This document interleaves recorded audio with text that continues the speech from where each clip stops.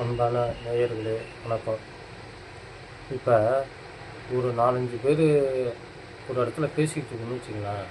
பேசிகிட்டு இருக்கும்போது நடு ரோட்டில் போகிற பாதையில் வந்து பேசிகிட்டு இருக்காது. ஏன்னு கேளுங்க, ஒரு எருமை மாடு அங்கேருந்து வருதுன்னு வச்சுங்களேன். அந்த இடத்துல எருமை மாடு சாணி போடுதுன்னு வச்சுங்களேன். அது வந்து நம்ம மேலே தெரிக்கும், இல்லை காலில் போடும்.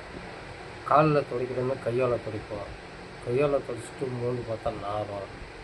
ஏன் நம்மளுக்கு ரோட்டில் நிற்காம பக்கத்தில் எங்கேயோ ஒரு இடத்துல ஒரு இடங்கள் இருக்கும்ல, அங்கே போய் நம்ம உட்காந்துருக்கலாம்.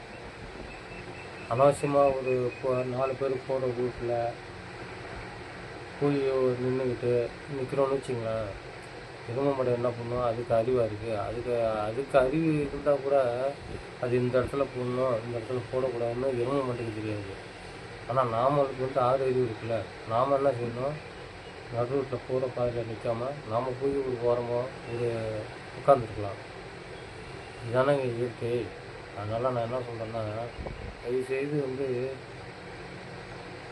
என்ன சொல்கிறதுன்னு எனக்கே தெரியல. நாம் தான் வந்து உஷாராக இருக்கணும். இந்த காலத்தில் நாம் தான் உஷாராக இருந்துக்கணும்.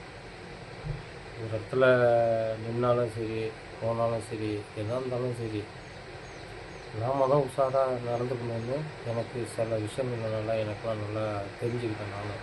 அதனால் பொதுமக்களாக நீங்களும் அதான் நான் என்ன சொல்கிறேன், எருமை மாடு சாணி போடுதுன்னுக்காக அது நாரும். இந்த இடத்துல போடணும், அந்த இடத்துல போடணும் எருமை மாட்டுக்கு தெரியாது. அதனால் அது ஒரு எருமை மாடாக நினச்சிக்கிட்டு நாம் தான் என்ன பண்ணணும், சரி எப்படி நடந்துக்கணும் இந்த காலத்தில், அதுக்கு தகுந்த மாதிரி நடந்துக்கணும்னு உங்களை வேண்டி விரும்பி கேட்டுக்கொள்கிறேன்.